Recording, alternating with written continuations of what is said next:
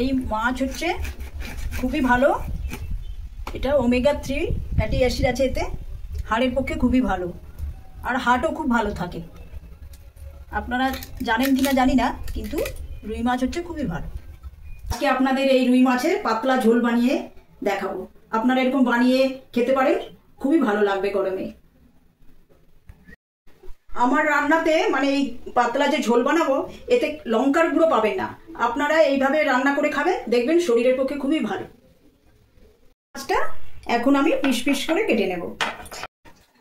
আচ্ছা, রুই মাছটা ভালো করে কেটে পিস পিস করে এখন ধুয়ে নিয়েছি। এখন নুন হলুদ মাখাবো, ভালো করে নুন দেবো। তরকারিতে কম দেবো, কিন্তু মাছটা ভালো মতো যেন নুন ঢোকে সেইভাবে নুন দেবো। নুনটা একটু বেশি দিলাম মাখার সময়, নুনটা বেশি দিলে পরে মাছটা ভালো মতো নুনটা মাছে ঢুকবে। তরকারিতে একটু কম দেওয়া যায়, কিন্তু মাছটা ভালো মতো নুনটা যেন ঢোকে, সেই জন্য একটু বেশি নুন দিলাম। আর হলুদটা একটু কালারের জন্য দিলাম, মাছটা সোনালি কালার লাগবে ভাজার পরে, হলুদ একটু ভালো মতো দিতে হবে। নুন হলুদ মাখা হয়ে গেছে, এবারে মাছগুলোকে মুচমুচে করে ভেজে নেব।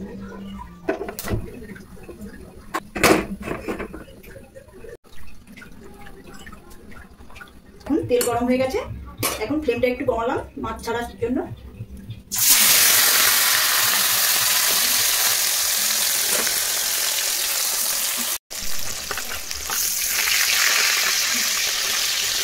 এখন মাছগুলো ভাজা হয়ে গেছে, ব্রাউন কালার এসেছে, এখন আমি তুলে নিলাম।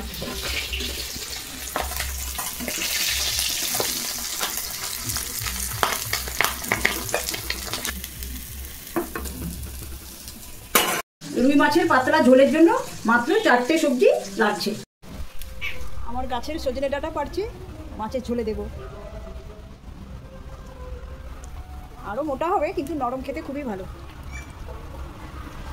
নিয়েছি 2টো টমেটো, আমার গাছের সজনে ডাঁটা, 2টো আলু আর 2টো কাঁচা লঙ্কা।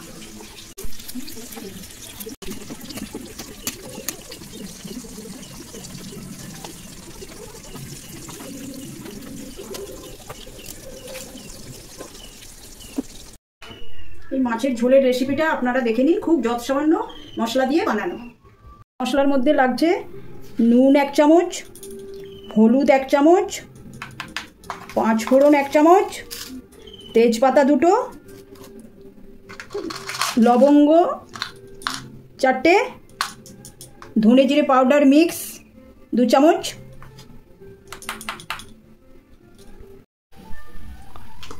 কড়াই গরম হয়ে এসছে, এবারে সামান্য তেল দেব, একদম সামান্য। প্রথমে দিলাম 1 চামচ 5 ফোড়ন,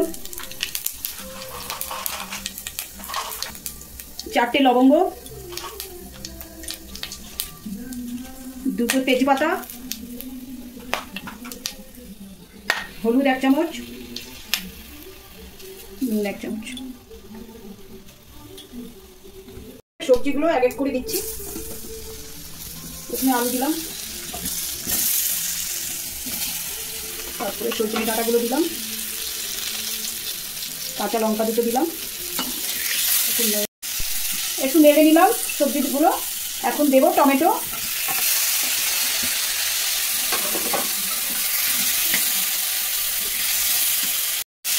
এবারে একটু কম ফ্লেম করে 2 মিনিট ঢাকা দিয়ে দেবো।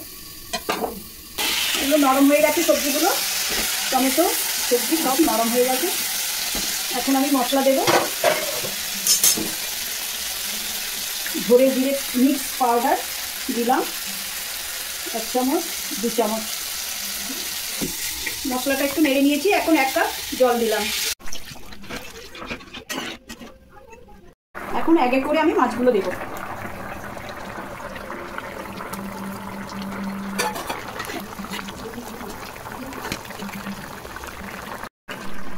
এখন আমি 1 মিনিটের জন্য ঢাকনাটা দেব, কম ফ্লেম করে দেব। ঝোল হয়ে গেছে, এখন আমি গ্যাস বন্ধ করলাম।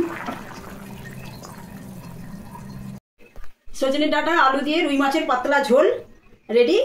আপনারা করে খেতে পারেন, খুবই পাতলা সুস্বাদু।